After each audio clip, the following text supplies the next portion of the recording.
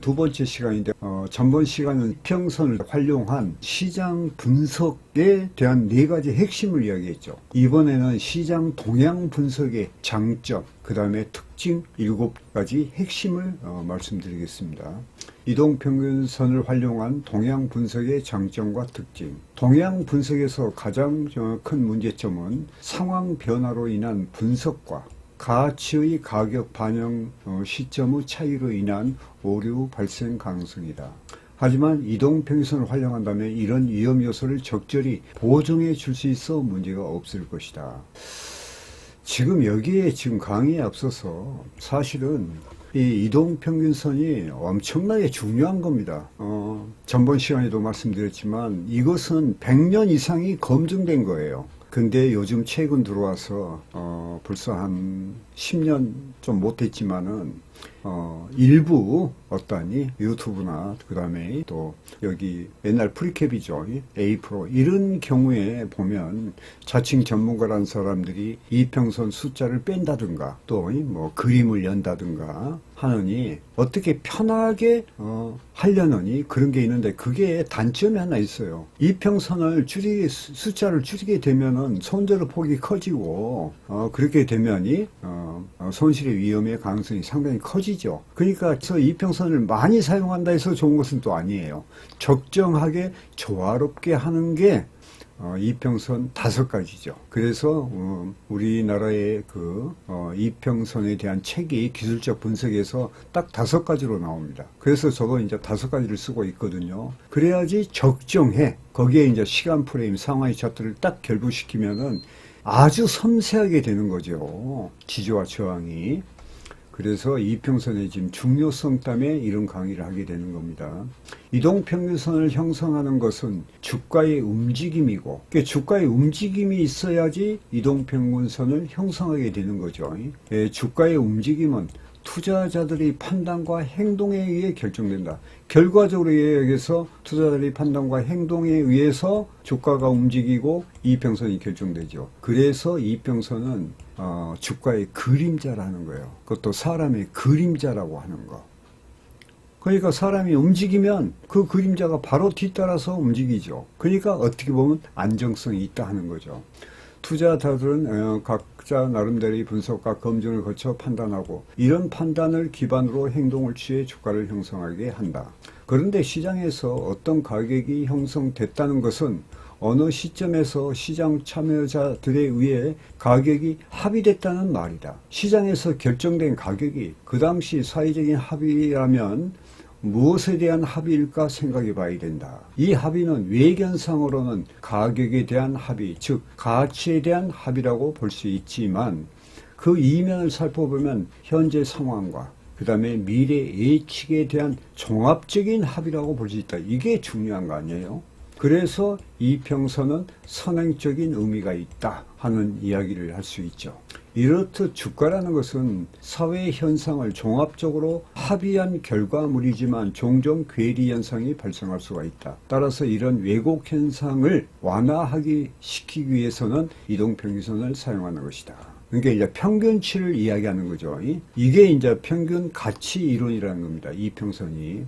이동평균선은 현재와 미래에 대한 시장 상황의 합의로 이동평균선의 동향을 분석한다면 시장 향후의 흐름을 예측할 수가 있다. 이동평균선을 활용해 동향 분석을 하는 데 있어 가장 중요한 것은 이동평균선의 방향과 기울기의 변화를 관찰하는 것이다. 자, 이것을 9가지로 정리해서 한번 말씀드리겠습니다.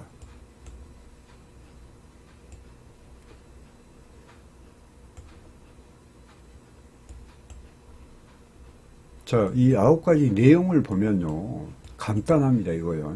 자, 이동평균선이 상향하고 있다면 시장은 향후 오를 가능성이 크다. 또 하향하고 있다면 시장은 향후 내릴 가능성이 크다. 이동평균선이 수평이라면 시장은 향후 횡보할 가능성이 크다. 이동평균선이 상향하고 있는데 그 기울기가 점점 더 강해지고 있다면 시장의 상승에는 앞으로 더 강화될 것이다. 이동평균선이 상향하고 있는데 그 기울기가 점점 약해지고 있다면 시장은 점차 고점을 찾아가고 있는 것이다. 시장 상황이 정말로 이동평균선이 하향하고 있는데 그 기울기가 점점 강해지고 있다면 향후 시장은 더욱더 강하게 하락할 것이다. 이동평균선이 하향하고 있는데 그 기울기가 점점 약해지고 있다면 시장의 흐름은 저점을 찾아가고 있는 중이다. 이동평균선이 수평상대에서 그 다음에 고개를 들고 있다면 행보 상황을 마감하고 서서히 상승 시도를 하는 것이다. 이동평균선이 수평상태에서 고개를 숙이고 있다면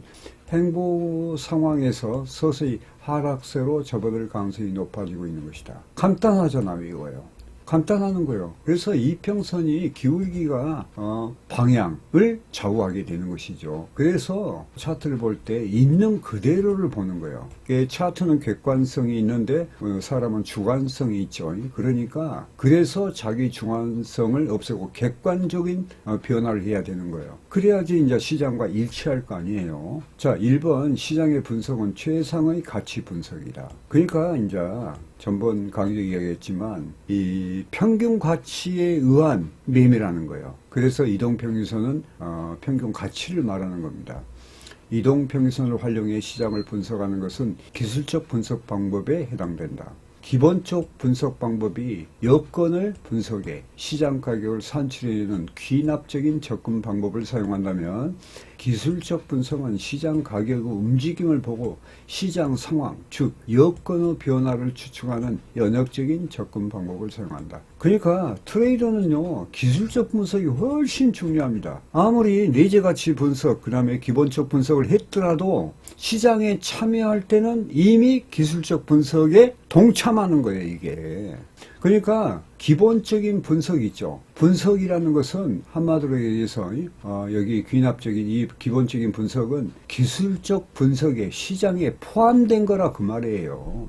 그것을 여러분들이 알아야 돼요. 그래서 어떤 정보에 전번에 세계적인 명트레이더에서 일강제 제시 리모머가 한 말이 정보에 의존하지 마라 하는 이유가 바로 다 거기에 있는 겁니다. 자, 이 두 가지 분석 방법은 가치를 어떻게 활용하느냐에 따라 달라진다. 기본적 분석이 가치를 먼저 판단한 후 이후 시장 가격을 비교하는 과정을 밟는데 시장 가격이 자신이 판단한 가치보다 낮으면 사고 높으면 파는 방식이라면 기술적 분석은 시장 가격은 항상 가치와 부합한다는 전제에서 출발해 분석을 통해 가격의 변화를 추적해 나가는 방식이다. 따라서 대부분 애널리스트들이 가지고 있는 기본적인 분석은 가치 분석이고 기술적 분석은 가치 분석이 아니라는 생각은 잘못된 것이다. 왜냐? 애널리스트들이 가지고 있는 기본적인 분석이 이미 시장을 참여하기 때문에 기술적 분석이 포함되어 있다. 그걸 지금 이야기하는 겁니다. 그래서 기술적 분석은 이미 기본적인 분석을 포함하고 있다. 그래서 기술적 분석은 가치 분석이 아니라는 생각은 잘못된 것이다. 그런 말을 하는 거예요. 자, 기본적인 분석이든 기술적인 분석이든 모든 분석은 가치를 분석한다는 사실을 명확히 알아둬야 된다. 다만 분석을 위해 사용하는 자료의 종류 및 분석 과정과 설명 방법이 다른 것뿐이다. 자, 결론 나왔잖아요. 자, 그 다음에요. 자, 두 번째는 이동평균선의 변화가 곧 시장의 변화를 나타낸다. 주가의 상승 탄력이 약화되거나 하락하면 당연히 이동평균선의 상승 기울기는 단기 이동선부터 약화된다. 그러니까 상승하다가 하락적으로 돌면은 우선 캔들부터 이평선 아래로 떨어지는 거예요. 단기 이평선 아래, 즉 말하면 5선이나 이런 거부터 약화된다. 그러니까 우리가 선행성을 우리가 알 수가 있잖아요.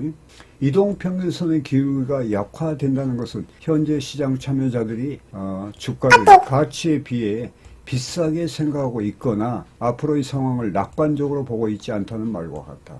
그런데 이동평균선은 결국 시장 상황의 효용을 말하므로 효용의 증가 속도가 감소되거나 심한 경우 효용이 감소되고 있거나 예상된다고 볼 수가 있다. 현재 경제 상황이 좋고 주가 흐름이 강세를 지속한다 해도 이동평균선의 기울기가 약해지거나 그 다음에 하향하는 쪽으로 방향을 선회했다면 앞으로 상황이 변할 것이라는 중대한 예시로 받아들여야 된다. 이와 같은 경우는 다음에 두 가지 중 하나이거나 두 가지 복합적인 상태로 나타나게 된다. 자, 첫 번째는 경제 상황은 앞으로 계속 좋아질 것이지만 현재 주가 가격이 비싸 가격이 적정한 수준까지 하락해 하는 경우로 이런 상황을 가격 조정이라죠. 가격 조정. 그러니까 상승세라면 이걸 보고 이제 하락 조정이라 하죠. 두 번째는 현재까지 경제 상황도 좋고 주가의 흐름도 좋았지만 앞으로 상황이 변할 것이며 경제 상황이 나빠지거나 더 좋아지지 않는 쪽으로 변하게 될 경우다. 이건 이제 하락 과정이죠. 이런 상황에서 현명한 투자자라면 시장의 변화 가능성을 인지하고 다양한 분석을 통해 이동평균선의 기울기의 변화, 이게 중요해요. 기울기의 변화가 과연 어떤 의미를 갖는지 찾아내려갈 것이다. 그래서 제가 누누이 말하지만 우리가 시장을 볼 때 결과적으로 시장은 차트죠. 차트의 전체적인 것을 파악하고 있어야 돼. 그러면서 한마디로 얘기해서 시장이 어떻게 변화하는가. 그 다음에 시장이 변화하면은 예를 들어서 횡보, 그 다음에 상승 추세, 그 다음에 하락 추세, 뭐 소추세라도 이런 시장을 구분할 줄 알아야 돼. 그러면 그 구분한 시장 속에서 예를 들어서 변화하는 것을 또 알아야 된다는 거예요. 그것은 어떻게 알 수 있냐? 차트를 보면 알 수 있는 겁니다.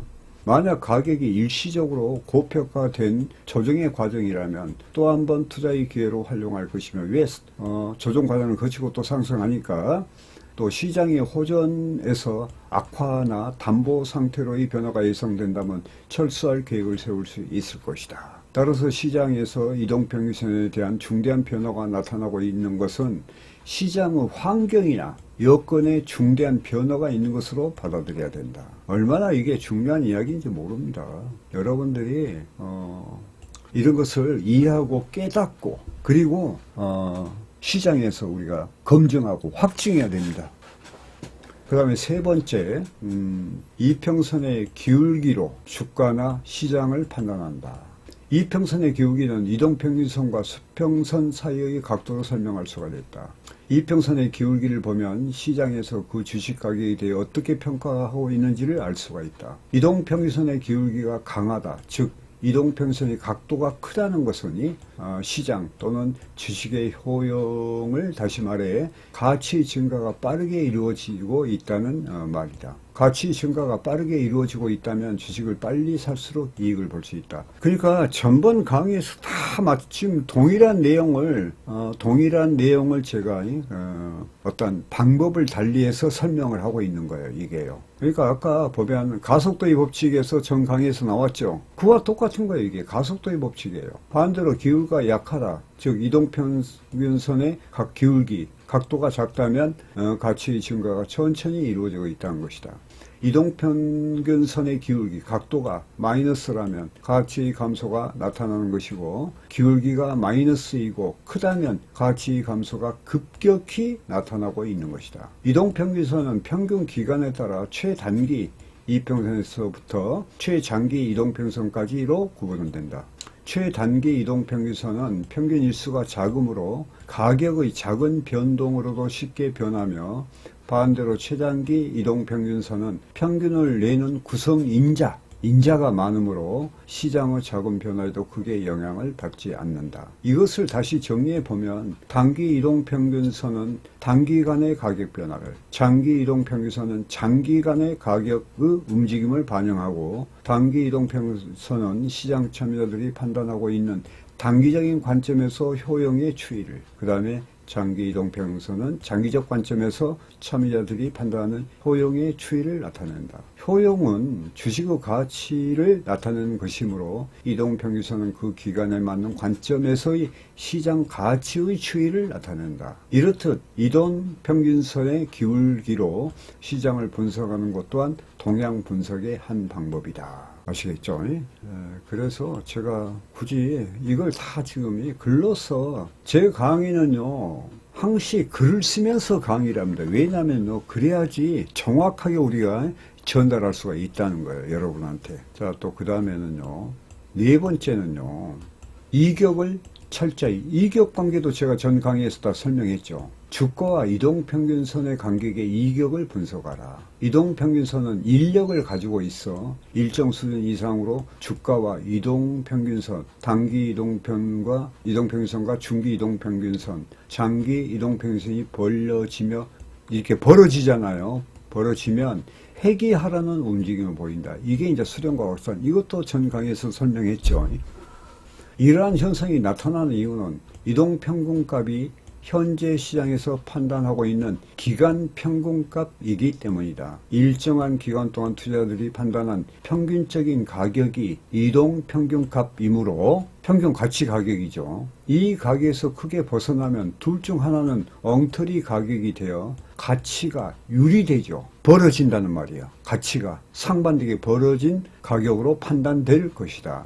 시장 가격이 가치와 유리되면 올바른 가격으로 찾아가려는 움직임이 나타난다. 이동평균선과 주가의 간격이 정도 이상으로 벌어지면 시장이 예측한 미래 가치, 즉 3일이라는 단기 이동평균선을 예로 들면 향후 3일 동안 증가 또는 감소할 이동평균선으로의 가격보다 현재의 주가가 현저하게 높거나 낮다는 것을 의미한다. 앞으로 주가가 더 오른다면 이 간격은 더욱 벌어질 것이므로 이동평균 기간을 감안하더라도 현재의 주가가 너무 비싸거나 싼 현상이 나타난다. 이렇게 되면 단기적으로 주식을 팔거나 사려는 움직임이 나타나고 이런 행동이 주가를 이동평균선으로 회귀하게 만든다. 이게 이제 수렴과 확산. 계속 지금 그 이야기를 하죠. 그러니까 여러분들이 오늘 이런 강의를 계속 들으면서 사실은 이치는 간단합니다. 그러나 제가 설명하는 부분에서는 좀 더 상세하게 설명해야 되기 때문에 지금 계속 이 이야기를 하는 거예요. 이런 회귀 움직임을 보통 이격 보정이라 한다. 이게 이격을 메꾼다는 거예요. 메꾼다는 거예요. 즉 사람이든 주식이든 간에 자신의 체력 이상으로 무리한 일을 하면 피로해지고 심하면 병이 생기는데 이를 해소하기 위해서는 휴식이 반드시 필요한 것과 같은 이치다. 주식시장에서 휴식은 다음 두 가지 모습으로 나타난다. 첫째는 앞서 설명한 것과 같이 주가가 이동평균선을 향해 회귀하는 모습이고 그 다음에 둘째는 주가가 제자리를 지키고 있으면서 이동평균선이 다가오기를 기다리는 모습이다. 그러니까 주가는 횡보하고 주가는 여기서 올라쳤다가 여기서 횡보하고 그 다음에 이평선이 이렇게 올라가 여기서 횡보하죠. 그러면 여기서는 올라가면 여기서부터 다시 2차 상승이 이어지는 거예요. 근데 이 방법이 방금이 이평선이 다가오기를 기다리는 모습이고 여기서도 이런 관계에서 요것이 수렴이에요. 요거. 이런 경우도 있고 요건 하락 조정이라 그러고 여기는 기간 조정이라고 그래요. 기간 조정. 이것도 회귀죠. 왜냐면 이렇게 가면서 요놈 오기를 기다리니까 이것도 회귀죠. 이평선이 회귀하는 거예요. 이것도 빠져서 여기에서 이렇게 올라가는 걸 맞고 튀면은 여기도 한마디로 회귀 현상이죠. 이게요. 제가 설명을 지금 계속 반복적으로 하는 겁니다. 주가가 이동평균선으로 회귀하는 것은 주가의 가격 보정, 이격 보정이나 가격 조정이나 여기 보면 가격 보정, 다른 말로 하면 가격 조정이나 다 마찬가지입니다. 반면 주가가 제자리를 지키면서 시간을 보내 이평선이 주가 위치까지 다가오도록 기다리는 것도 기간 보정. 이라 하고 기간 조정 이야기했죠. 기간 조정이라고. 다섯 번째 이동평균선과 이동평균선 간의 이격을 살피라. 우리가 주가와 이동평균선 간에 이격이 있다 했죠. 두 번째는 이동평균선들의 간에도 이격이라는 것이 있는 거예요. 이동평균선들이 일정한 간격과 일정한 방향으로 유지하면서 상승 또는 하락하고 있다면 시장의 흐름은 매우 견조한 것으로 판단해야 된다. 견조하다는 말은 뭐냐면 매우 상태가 좋다는 이야기를 하는 겁니다. 이는 사람이 규칙적인 생활을 하면서 매일 적당한 운동을 할 때 건강을 유지할 수 있다는 것과 같은 이치다. 그게 견조하다는 말이에요. 견조하는 말. 이것은 이동평균선들 간에 이격이 작용하기 때문인데 만약 이동평균선의 간격이 일정하게 유지되고 있다면 주가의 흐름이 적당한 수준을 유지하고 있다는 말이 된다. 이처럼 주가가 적당한 수준으로 상승 또는 하락을 지속하고 있다면 시장은 좀처럼 과열되는 모습을 보이지 않으며 이런 흐름이 투자자의 투자 심리를 안정시켜 안정적인 흐름을 지속하게 된다.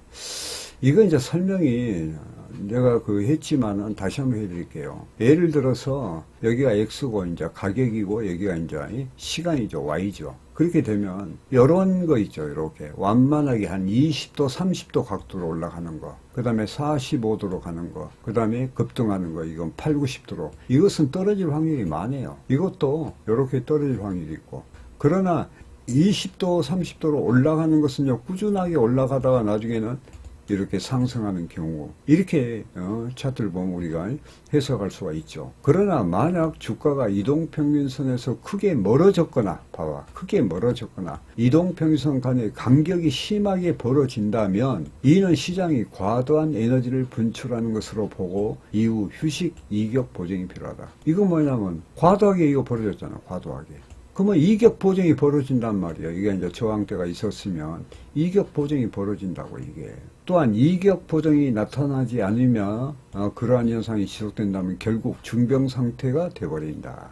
자, 6번째 가치와 가격의 괴리도를 나타낸다. 이격 또한 가치와 가격의 괴리로 설명할 수가 있다. 이동평균값은 평균기간 동안의 평균적인 사회의 가치의 크기다. 상승작용이기 때문에 향후 상황이 긍정적이라도 현재 평균 가치보다 월등하게 비싼 가격의 거래가 형성되어 있다면 이는 현재 가격이 고평가되고 있음을 인식한다.